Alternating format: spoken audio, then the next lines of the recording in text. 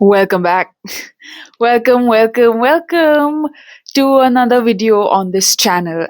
I'm quite surprised actually that I'm recording this video when I know that I'm in a time crunch. I'm serious. I'm being serious right now. I have to catch a flight in a couple of hours. And I know that makes my life sound really exciting, but it isn't. Really, it's just a trip with family. Anyway, this video, I know you have read the title. It's about the 26 films that I watched in 2025. And I know as someone who has like a really like it should always be a round figure, and I know that 26 is technically a round figure, but still, 25 movies in 2025 would have been great. If you're curious on the kinds of films that I watch and what is it that I like to watch, you can check out my letterboxd. All of these films are also like I have logged all of these films in my letterboxd as well. So if you're curious, you can check that out. I have put the link in the description, and you can follow me on letterboxd as well. So you get more real time updates about my film watching, which is I don't know. Let's get into it. Let's begin. Let's not waste any more time. Okay, so just a little disclaimer before we begin. Like I did give with my previous video, all of the opinions are my own and what I feel about these films, having watched them at different points in my life this year. So yeah, like if you take umbrage with the fact that I liked some of these films and maybe I did not like the others, you can always discuss them in the comments. You can always talk about it in the comments. Let's have a discussion, and let's begin. So these are in chronological order. So the first one is actually the first film that I watched this year, and I think it was in June or July that I watched my first film this year because, well, life, academia, college, there's a lot of shit that goes on in a person's life. So you cannot be expecting me to watch films all the time. Anyway, let's begin. The first film that I watched this year is Scent of a Woman, starring Al Pacino. The only reference that I had to this film, I did not really know about this film. I just got to know about it through Seinfeld, which is one of my favorite TV shows. And in that, there's an episode called Soup Nazi, wherein Elaine goes to the soup Nazis, and she says to him that you look a lot like Al Pacino. And then she says, "Hooah, hooah." And then he just keeps looking at her, and she says, "Scent of a Woman? I've never seen it." And that's the only reference I had. All I knew was hooah. So I decided to watch this film, and it's a great film. Al Pacino, as usual, is amazing. What I like about this film, especially, is that its pacing is good, and I like the premise of it more than anything. You would not expect to see Al Pacino play this role that to like it's to the hundreds. Like he does a really good job with this role, with this character. I think everyone should just watch this film at this point. The next film that I watched is probably one of the best films that I have watched ever. And I know that's a bold statement, but it's true. And the name of the film is Polite Society. To give it 5 stars because it's just that good of a film. It's a story about two sisters uh, who are who are second generation South Asian immigrants in the UK. The younger sister is a teenager who wants to become a stunt woman, and she has all these big dreams and she's really working towards them. She's always preparing to become a stunt woman. She has a YouTube channel so that she gets noticed by this stunt woman that she really admires. She's also writing emails to this woman, and she just wants to become a stunt woman as soon as she can. Her older sister is someone who is like you say in Hindi, kalank to the family name, because she is someone who is an art school dropout, someone who has been messed up on drugs and whatnot. So she is basically the black sheep of the family, and the one who brings all the shame to their family. Then all of a sudden, her mother decides that this older sister should get married, and she finds a guy who actually wants to get married to her. However, the younger sister thinks that there is something fishy about this union. And the whole film is about how these two sisters, they kind of battle it out, like battle out these new positions that they are in all of a sudden. So I like that they dealt with the fact that, the older sister, she's an adult, and when you are an adult, you know that things are about to change in your life, and you are, kind of up and at it. You know that you are going to have these changes in your life, and you willingly accept those changes because you are an adult and you know that this is kind of how it goes. But when you are a teenager, it is very hard to cope with the fact that the adult that you admire the most in your life is going through these changes, these massive changes like getting married, and now things are going to change in your life, but you have no control over it. So it becomes really difficult for the teenager to deal with this, and that's why teenagers lash out, which is what happens in this film. Like, you will see that the dynamic between the two sisters has been explored really well. And not just that, but the film is funny. It has a great tight script, which I really liked. And you also get a glimpse into into how the immigrant life in the UK. One of my closest friends recommended it to me, so I knew it was going to be good. And then I actually watched it and I gave it 5 stars. I mean, you just have to watch it. It's a great film. The next film that I watched was One of Them Days, which is a buddy comedy starring Kiki Palmer and SZA.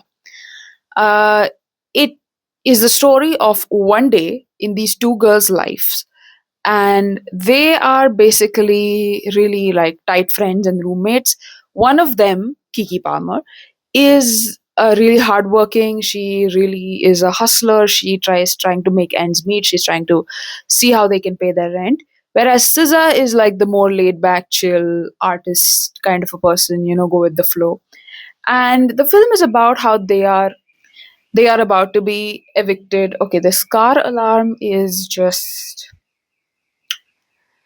I don't know, man. The film is about these two girls are about to be evicted, and they really have to put their brains together and actually see how they can raise money to pay rent for the month because they are broke. So this is a great film. I think it's a good one time watch. It's funny. It got a few laughs out of me. I liked it. It's a good one time watch. It's a nice buddy comedy. Kiki Palmer does a great job.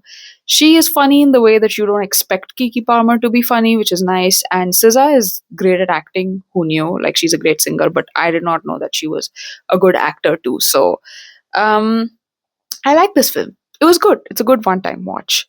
Then we have a film that I regret watching, regret spending my time.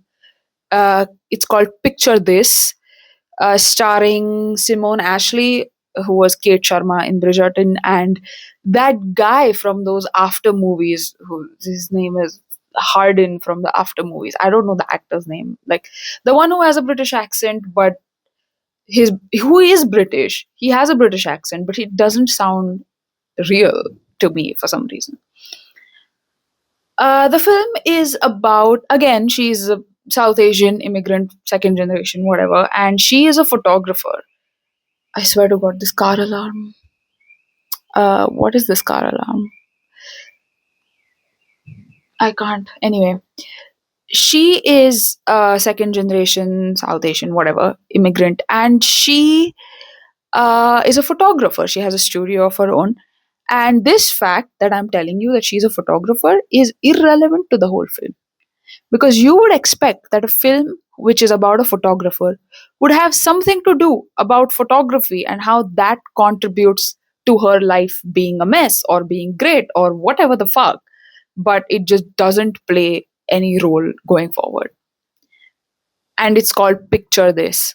Like, you're putting so much emphasis on the photography thing, at least do something of it. The script was bad, it was poorly written there, it was not funny. The songs which they included for the Indian wedding were like the most like tunak tunak tun ta da da, and like the other song which is like oh, that song. So like the most stereotypical Indian songs, Sindhu V, and there's Sindhu V is also in this. She's a stand-up comedian, if you did not know. uh, all these other people who are in this, they have the most fake, like they're really putting on an Indian accent, you can hear it. It's just bad, man, it's just bad. And these people think that they did something with representation and culture. You did not, you just messed it up, and it was bad. When I watch films like this, or even when I watched another film which is called a map the map that leads to you, um probably the only two bad films that I watched this year. um I think that whenever you are making films like these, like Picture This, or The Map That Leads to You, or The Kissing Booth, or any of the other after films, for example, um the film, when it's made, me being a media student, I know that the film is first written, then it's produced, then it's sent to post production, and then it's released. At least, like, that's the basics. In all of these stages, how did these films get greenlit? Like, the person who wrote this film, they wrote it, then someone picked it up, they said, oh, you know what, I'm going to make this into a film. Fine, well, that person did not have any brains, but the producer who said, oh, I'm going to put in money and let's make this film into an actual thing, did it. Then you had the, like, after making this film, then you had the editor who could have had the chance to throw the hard drive into a river or into the ocean or burn it, but did not. And this film actually got made. So I don't know, man, how these films are getting made because they're so bad. And I didn't even hate watch this. It wasn't even like a revenge watch that, oh, I want to watch a trashy film today. I just thought that this film might be good, but it just ended up being trash. And that is why I was more angry than I thought I would be. Anyway, this is a bad film. Don't watch it. Next is a film that I enjoyed, which is called We Live in Time, starring Florence Pugh and Andrew Garfield. So, this is basically a time skip drama which revolves around the life of a couple uh, before they get together, how they are when they get together. So basically, like the film jumps between the whole timeline of them getting together, getting their life together, and sort of what happens towards the end. It's a very emotional film. It gets you all up in the feels, and I enjoyed watching it because I needed an emotional film to kind of get me out of a emotional, not rut, I would say, but get me out of a situation where I really needed to, get my feelings out, but I was not able to do that. So it was an emotional time for me this year, and that's when I watched this film. I really liked it. We Live in Time is both Florence Pugh and Andrew Garfield give great performances. I liked watching them. I liked their chemistry, and you could actually feel for the characters. And there were a lot of moments during this film where I actually sat down, like where I actually cried. I was already sitting down when I was watching the film, but I started crying, and I don't know, man. It's a good film. I think it's a good watch when you really want to watch something emotional yet romantic. Next is When Harry Met Sally, R.I.P. Rob Reiner. This Harry Met Sally is a classic. I don't know what I will say about this film that has not been said already. But I had never watched When Harry Met Sally until this year. I think back when Romedy Now was a thing, I think I might have watched it back then, but I just did not remember it. So this was like I had a clean slate before I watched this film. When Harry Met Sally is a great film. I mean, now I see why it has been referenced in American pop culture so many times. Like, why is it such a quotable film? Why is it such a referenced film? And why is it such a talked about and loved, like a beloved film for a lot of people? Because it is good, and I think it was way ahead of its time when it was released, and it's still more or less relevant to this day. Uh, and I don't know, man. I just felt great watching that film, watching the lighting, watching the sets, the costumes, and just too good, man. But let's move on to the next film, which is called The Hunting Party. The Hunting Party is a film starring Richard Gere, and I I think the guy who plays Mark Zuckerberg in Jesse Eisenberg, and the third guy. And like Richard Gere plays this out of work photojournalist, no, out of work wartime journalist who has beef with this dictator who killed his girlfriend. And this is somewhere in East Europe. Now I don't remember. So the story of this dictator is true. He's an East European dictator. And they have kind of based this film on real events that happened. So this film is about how this wartime journalist kind of has his last hurrah as he's trying to get a story about this dictator who has wronged him. So he's kind of like, plays on two levels. Uh, I don't know, man. Like, I like this film. It was a good one time watch. Next, we have Sorry Baby, which is a film starring, what is her name? Victoria something. I'm sorry, Victoria Evans. I think I'm getting this wrong. Anyway, but she is a writer. No, her name is Ava Victor, not Victoria Evans. Ava Victor. She's a writer, and this film is about a woman who um, is had like a best friend in college, and the best friend is still alive, but they have since been estranged, and now she's living in the same town where she had a traumatic incident, and she's working at the same college where she had a traumatic incident. And how does she deal with life apart from her friends on her own in the same town, where you feel like life is just passing you by and everyone else is kind of moving forward with their lives, and you're still stuck at a certain point trying to get out of it. You might start feeling like, what's the point of it all? But then there are people in your life that make you feel that there is actually a point to it all. This film is kind of about that. It's a great story, and it's a really short film. It also has Lucas Hedges, who is the guy from Manchester by the Sea. And Lucas Hedges is there in a lot of other films, but that's what I remember him for. Manchester by the Sea, great film.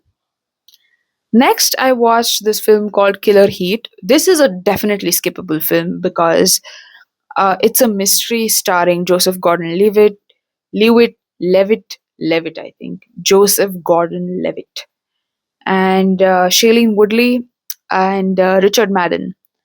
So you would expect that these three are like really good actors, but this film, their acting cannot save this film because it's really bad. It's badly written and it's poorly made. It's a film about how Shailene Woodley is like the wife of a wealthy industrialist. I'm guessing Richard Madden is the industrialist. He dies and he has a twin brother. So you already know where this mystery is going. He has a twin brother who is the suspected murderer of this guy. And then Joseph Gordon Levitt is like this alcoholic detective who comes there to solve the mystery and to see what's actually happened. When Richard Madden, which is the wealthy industrialist, why did I do this? He was a wealthy industrialist in that film, has an accident and he falls during rock climbing. I don't know what to say about this film. It's skippable. I figured out what happened in like the first 20 minutes when I got to know about the premise. So if I could do it, you could do it and probably quicker. So you could watch this if you want, but it's skippable. Next, I watched a film called, which is very famous, The Big Short. And this film had, like, my God, like, the actors on this film is just like a star-studded cast, but all of them look like the most basic people you've ever seen. Uh, the Big Short is a film about the God, I'm going to sound 2008 financial crisis that happened in the US, and how some people predicted that it was going to happen and they bet against the largest players who were unaware at the time that something like this is actually going to happen to us. So this film is about those people who anticipated this financial crisis, who knew that so many people are going to lose their jobs and are going to be out on the streets. And then there were people who were actually actively working against these people. Uh, People who knew that this financial crisis was going to happen, and they warned the big stock market players about it, but they did not pay them any heed. And then it actually happened. There was like the big short, and the financial crisis actually happened. Uh, so yeah, that's what the film is about. I don't know a lot about the financial terms, so I was really uh, thinking that, you know what, I'm not going to understand this film at all because I'm not a finance bro. However, the film actually does a great job of explaining you everything that's going on. It's just my bad that I don't remember most of it. But the film does a great job of explaining stuff to you, that, oh, this is what they're talking about, or this is what this term means, or this is what this actor means when he's saying this, or whatever. But the cast is really great. Steve Carell does a great job. Like, his is the most memorable performance. And there's Brad Pitt too, and obviously the guy who plays Batman, the guy who's in American Psycho. What's his name? That guy is also there. So yeah, it's a great film. I think I really enjoyed this film. By the way, it's really entertaining. You might think a film about the financial crisis would not be as entertaining because of all the financial terminology, but it's really interesting. Next film I watched is The Materialists by Celine Song, starring Dakota Johnson, Chris Evans, and Pedro Pascal. Uh, Good. I wouldn't say much about this film because um, I I don't know, man. Like, I did not enjoy it. I was hoping I would have a stronger reaction, but meh. I just don't care about this film. I watched it, but I don't know if it had a point. I don't think if this film contributed to any conversation or said anything that hasn't been said before. It just looked pretty. That's about it. I don't think there's anything that this film gave me to think about, or made a point, or said something that hasn't been said already. I think people just watched it for Pedro Pascal, but I am not someone who is like all for Pedro Pascal. Like, yeah, he's a great actor, but I'm not too gaga over him. So I don't know what this film, it did not contribute to my life. So that's pretty much it. I watched Banwa Banvi after this, which is Ashihi Banwa Banvi, is a Marathi film starring Ashok Saraf, Sachin Pirgaonkar in back in their heydays. So you know it's good. You know it's good. If you are a Marathi speaker, native speaker, if you're someone who has lived in Maharashtra and you understand the language, I would recommend you watch this film if you understand Marathi, because it's really funny. It's probably one of the funniest films I have watched that still, like, the humor still holds its place, and the humor still holds, basically. It's still very funny. And I watched it with my cousins, and I just had a great time watching it. It was I mean, if you're someone who's looking to have a good time, watch a good funny film, like have a couple of drinks, have some good food, some snacks, and watch a film, Ashi Banwa Banvi is the film you should watch. That's if you understand Marathi. If you don't, then I wouldn't recommend this film, because You wouldn't, sorry to say, but you wouldn't get it. And then the subtitles on Amazon Prime don't really like do it justice to the actual humor of this film. Next, I watched, Map That Leads to You. I already talked about this. I did not like it. It is like KJ Appa and that other girl whose face doesn't move because of Botox. Those two people are in this film, and it's just stupid, man. Like, I did not like the story. I did not like anything about this film, and I still watched it, and it's very. I mean, I don't know why rom coms are so shit right now, but the film just seems like a long drawn out advertisement, which I personally am not a fan of. Next up, we have the best film of the year, hands down. I don't think there's any film that can top this. Is Heat by Michael Mann. Uh, I One of my closest friends recommended this film to me, and I swear to God, it's such a great film. Heat is, I don't even know, man. Like, it's entertaining, it's funny, it's just everything you want a film to be. It doesn't give the vibe of a blockbuster, but it does feel like, a great film. I know I have said great film way too many times right now, but it's just so good. And I made my father watch it, and we watched it together, and he enjoyed it as well. It's a great film to watch with your dad if your dad is into 80s action movies.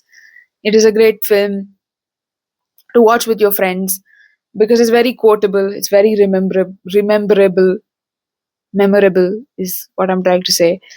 And it's just great. The storytelling, the pacing, the music, the acting, the script, is the best film. It's the best film I've watched this year, and I would gladly watch it again and again if I if I had the time, and if I were to watch it again and again, I would definitely, because it's a great film.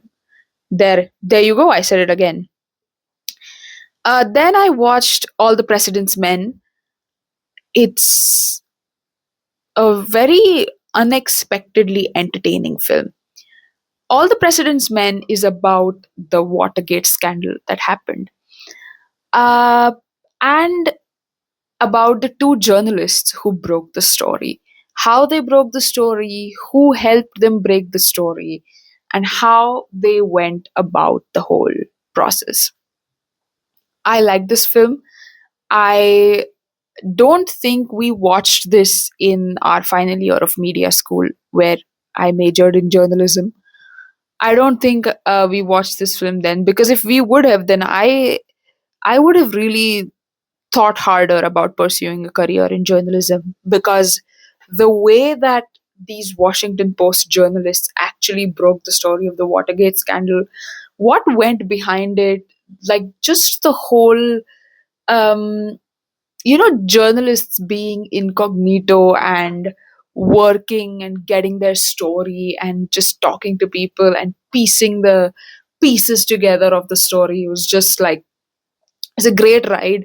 Seeing how difficult things were before you had smartphones and AI and other devices, but they were actually a lot more interesting. It felt real, the work that you were doing, and not just something fringe. I don't know, man. All the President's Men is a great film. I enjoyed it. I genuinely did, and I think you should just watch it. Next film I watched in the theaters. This is probably the only film that I've watched in the theaters this year. Is One Battle After Another, starring so many people, but starring Leonardo DiCaprio first and foremost. I watched this film with my father. It was probably the worst decision that I made this year, because I did not know that the first 20 minutes of this film are erotica, straight up erotica. And both my father and, like, I wasn't awkward, but my father was, and It was just like you don't watch this with family, watch this with friends or by yourself. I don't know. Anyway, the film is about a bunch of revolutionaries who have to go underground now because of a lot of different things. And this is Paul Thomas Anderson's like life's work. I'm like is what I gathered from a couple of videos that I watched about this film. He has been working on this film for years, and now it has finally come out for everyone to watch. I enjoyed the film a lot. Uh, like initial erotica awkwardness aside, I feel like the film's pacing is something that carries the film.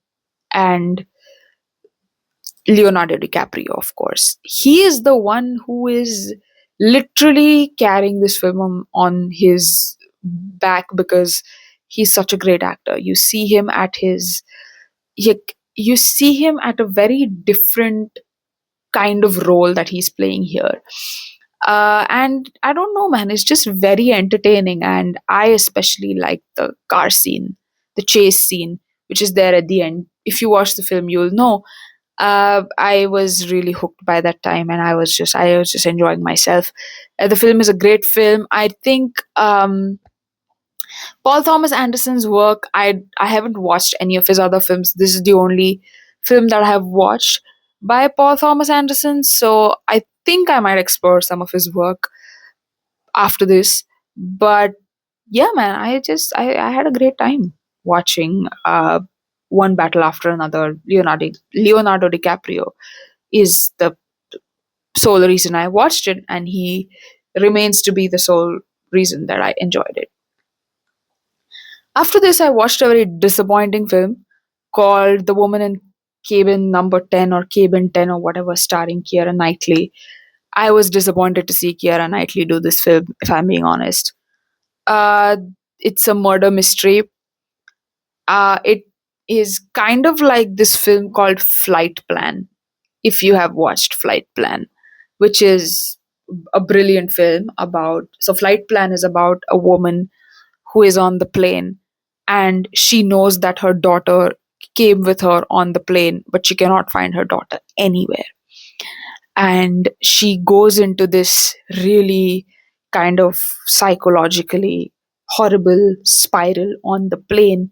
No one believes her. Everyone says that we did not see a girl come on board with you. However, she knows that her daughter is somewhere over there, and all throughout the film, she keeps seeing these like haunting hints all around the airplane of her daughter actually being there. It's a great film. You should watch Flight Plan, but do not watch The Woman in Cabin 10 because it's bad. It's really bad. It's just the mystery is all. It's like it's not interesting at all in any way. They tried to do a whole eat the rich thing, but it did not work for this film. I think ever since Knives Out started doing the whole eat the rich thing in their mysteries, everyone is trying to do that now, but it just doesn't work with this film. Even Keira Knightley cannot save this film because the dialogue is really badly written. And you would think that it's written by AI because it's just that bad. Humans don't talk like this. And I don't know, man. I didn't care for the characters. I did not grow to love anybody. Just bad. Don't watch it. Next is a film that I actually enjoyed. And I would recommend it to everybody watching this video is The Day Trippers. This is a very niche, random film from the 90s. Um, and it's a film about a family who goes in search of their eldest daughter's fiance after they think that he is cheating on her.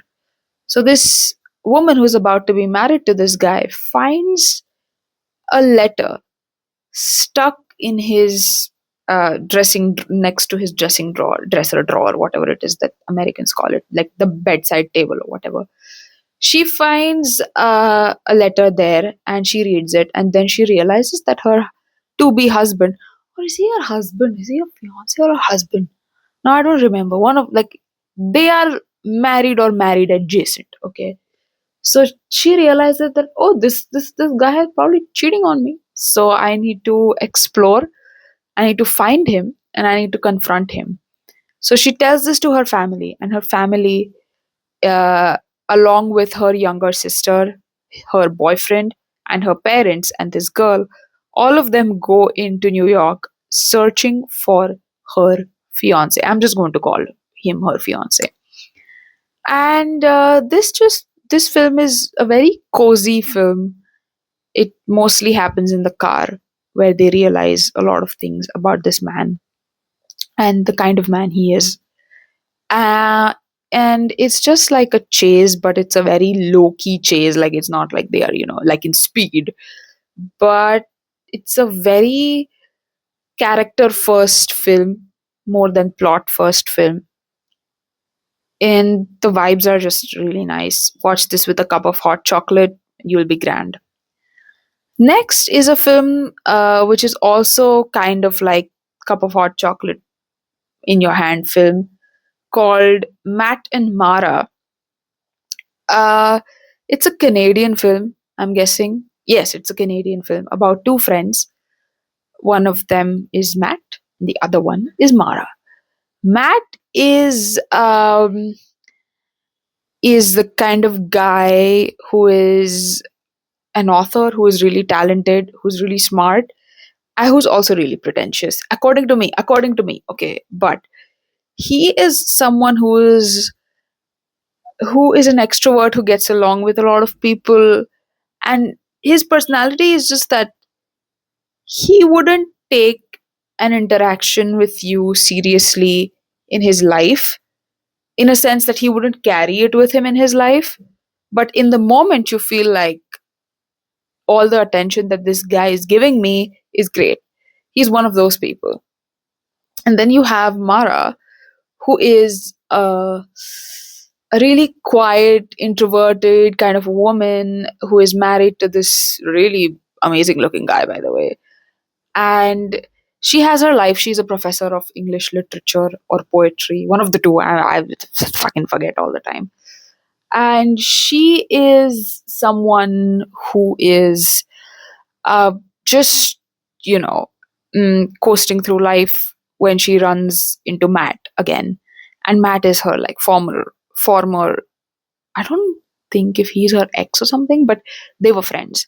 Then we realize that we kind of explore what their relationship is about. Like, are they just like good friends, or are they like, is there something more that's going to happen over there? So this is a really nice movie about exploring friendship, and in general just like people from your past. And it also gets into a little bit about the relevance of people from your past, and whether that still holds, and what does it mean to reconnect with someone after a really long time.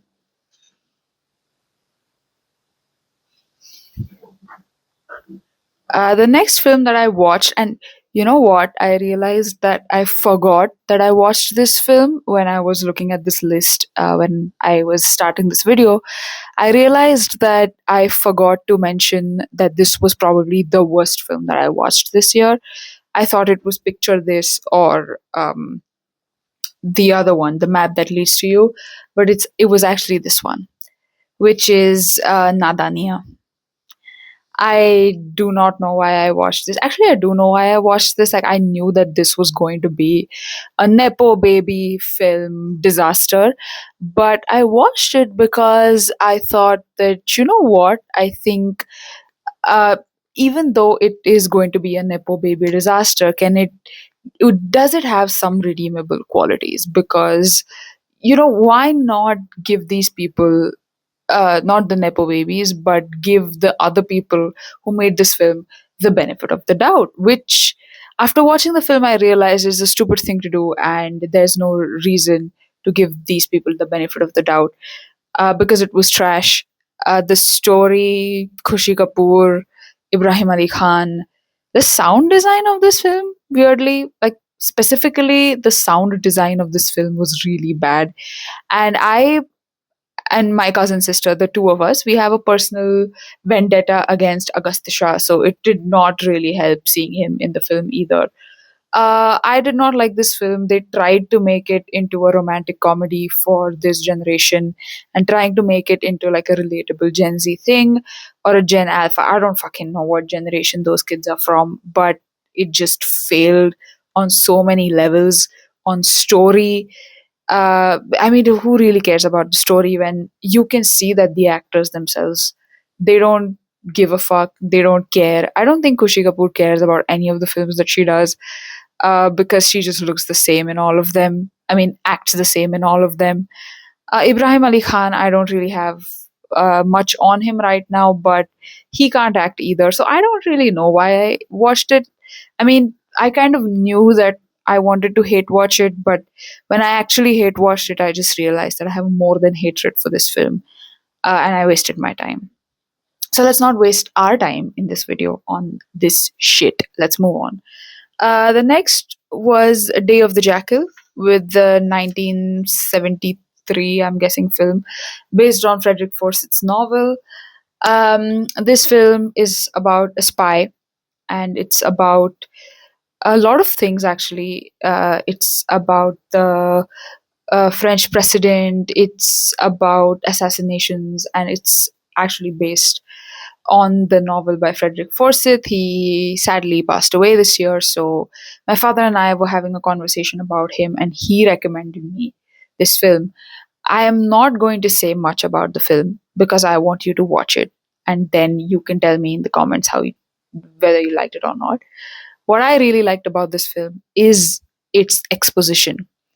The way this film is set up, the way the story is set up for you to understand what is actually going on, because it is very important in films like these to set up the context perfectly for people to then appreciate the film, then appreciate the story. So I think that this film does a really good job of that, and you will see what I mean if you watch the film. Next film I watched was probably one of the most memorable films of this year, and a film that I will keep thinking about because it left such an impression on me. It's Primal Fear, starring Richard Gere and Edward Norton in one of probably Edward Norton's best performances. Like, I remember Edward Norton from Birdman, and he did a fantastic job then as well. But in this film, Edward Norton is just a class apart. He is too good, and uh, I think it is him, his acting, his understanding of his own character, his kind of he's enmeshed with his own character, and that leads to such a spectacular performance from Edward Norton. Richard Gere, of course, is great, and you have this other actress. I keep forgetting her name. She also does a great job. The film is basically about this guy who is falsely accused in the murder of a priest. And Richard Gere decides to be his lawyer because everyone knows that he did it, because he was the one whom they caught. The police caught him. He was the one who was running out of the church, or I think the priest's home. I don't remember. But he's the one who's running out of the home covered in blood and whatnot. That's when they realize that he would have done it. But Richard Gere, he decides to be his lawyer, decides to defend him in court. That's when they start noticing inconsistencies in this boy's behavior. They start noticing that he's doing weird things, and he is just basically being someone who is not. And they realize that this guy is mentally ill. And that's how the film progresses, and how they deal with this guy's mental illness, how they deal with the court case and everything. It's a great watch. It's a courtroom drama, to say the least, but it's actually just Edward Norton's masterclass in acting. Primal Fear is a great film. I keep thinking about it sometimes. The story just comes to me sometimes at night when I'm trying to sleep, and then I realize that, whoa, man, like this film really gave me a lot to think about. The next film that I watched, this was towards the end of this year, was Notting Hill. Julia Roberts, Hugh Grant. It's a classic. It's a story about how two people meet. Julia Roberts is this famous actress. She plays a famous actress in the film, and Hugh Grant is like a lowly, humble bookseller. He has a bookstore, and he has got these brooding vibes going on around him. I don't know. And she is someone who wants to have a good time, wants to be normal, but she's a celebrity, so everyone treats her like one. So, how would a celebrity be with a normal person? Uh, what are the difficulties that could emerge in a relationship like this when she is literally a class apart from Hugh Grant? I loved this movie. I enjoyed it a lot. It kind of took me back to the times that I still got to witness when I was young, of having like books to read when you want to travel somewhere, and that you get your information from books. Also, I really liked the uh, the whole look of his shop and his life, and how life and people seemed a lot simpler, and not simpler, but they seemed a lot more open to conversation, and open to spending time with you, is something that I uh, took away from this film. And I did not think that Notting Hill would give me this lesson in life, but it did, and I enjoyed it. Also, Julia Roberts looks fantastic. She looks very beautiful in this film, so very pretty. I loved watching her.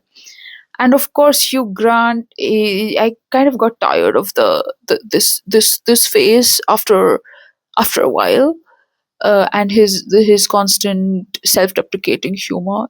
I cannot make the face, but you get it. Which is why I ended up watching French Kiss afterwards. French Kiss is a movie about it. I think it has Meg Ryan. Meg Ryan is in her like fucking uh era in the 90s. Meg Ryan was being Meg Ryan.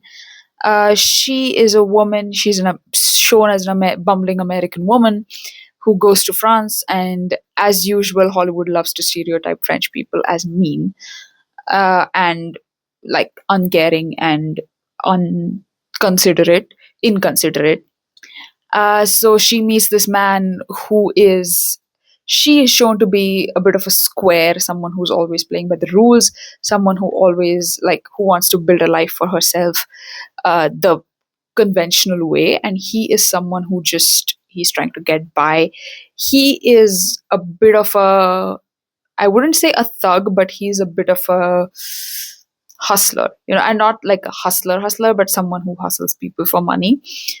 I wouldn't say a grifter, but maybe you could call him a grifter, one of those people. And people think that he cannot take anything seriously. But eventually, there's like a friendship that blossoms between these two people, and a relationship that blossoms with it. The film is really good. It's unlike any other rom com I have ever watched. There's a lot of um, back and forth within this film. There's a lot of unlearning that Meg Ryan's character goes through in this film. And it's a rom com in the most unlikely way, in the most unlikely fashion, where you think that these two people, man, they would never fall in love, but they do. And it's just really good. I think French Kiss is probably one of the best rom coms I've ever watched, and it deserves the hype. If it is hyped, if it's not hyped, let's hype it up. Finally, we have no, not finally. There's two more to go. We have Jaran next. Jaran is a Marathi horror psychological thriller film starring Amrita Subhash. It's a film about a woman who is going through a real psychotic episode, and she starts seeing uh, things from like a really weird traumatic incident in her childhood. She remembers this weird traumatic incident from her childhood where there was this woman who was living with them in their like wada. Wada is like a big house, And this woman was really into witchcraft, and she had a doll into which she would like put all the negative energy. And this woman, she kind of has a very imaginative mind, a very prone to mental illness kind of a personality, and which is what happens to her eventually. And she begins to, and then another traumatic incident happens to her in her adult life, which kind of triggers her whole childhood thing.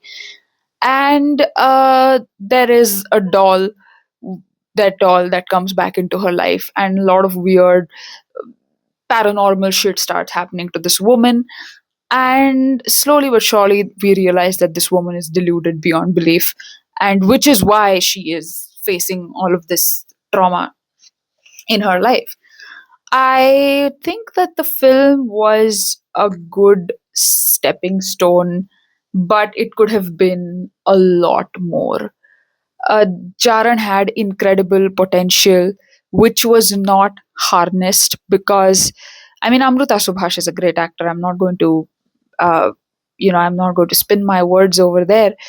But I do not think that this film was any good, or that it did, or it brought anything into the conversation. I think it did uh, bring about a conversation about mental health and how important it is, and how you should be able to sort of talk about your issues and not, uh, how do I say, uh, just live in your own deluded worlds.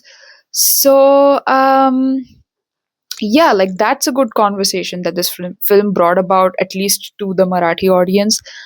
But I don't think the storytelling was really on point, or even the sound design for that matter. I don't know what it is with some of the films that were released this year, that the sound design was terrible, and I did not like it. So just for the sound design and whatnot, I think I gave it 3.5 stars. I don't remember. But yeah, overall, I thought that I was going to be shit scared of Jaran, because I do not watch horror movies, or psychological thrillers that are like really intense. But I did watch, I think I watched Seven this year or last year, I don't remember. But I did watch Seven as well, which was very intense. And I keep thinking about that film every now and then. So I don't want to watch a film like that. I'm sorry. It fucks up with my mind, and it's a pain. So I don't watch a lot of horror. Finally, the final film of this year, and we're done with this video then, is the latest addition to the Knives Out film universe. I don't know, is Wake Up Dead Man. I was really excited for this film, like genuinely excited to watch this film, because I have been a loyal Knives Out franchise fan ever since I saw the first film. Wake Up Dead Man is about a murder that happens inside a church, where a priest who is very polarizing, very honest about his views, very actively, you know, polarizing his flock, as they call it, he is murdered. And then we have Josh O'Connor, who is who has become a little legend of himself. I really enjoy Josh O'Connor films. Like I watched this one, and I like the other day I watched the trailer for The Mastermind and Rebuilding, and I really want to watch those two. I mean, I started watching The Mastermind the other day, but I did not include it in this video, and I am enjoying it. I mean, I have not watched the whole thing because I needed to pack. But yeah.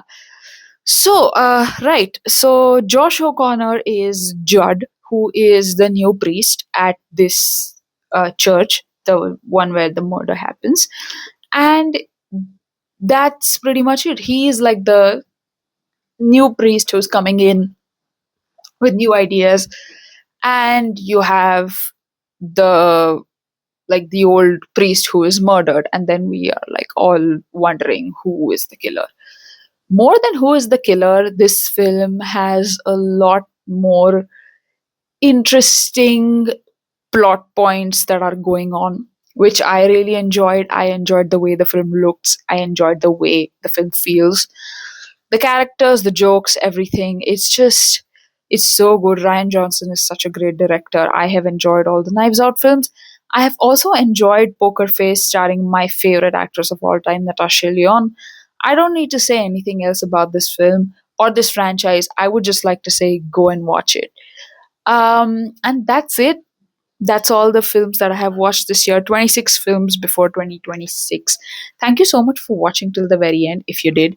And I will see you in the next video, whenever that is.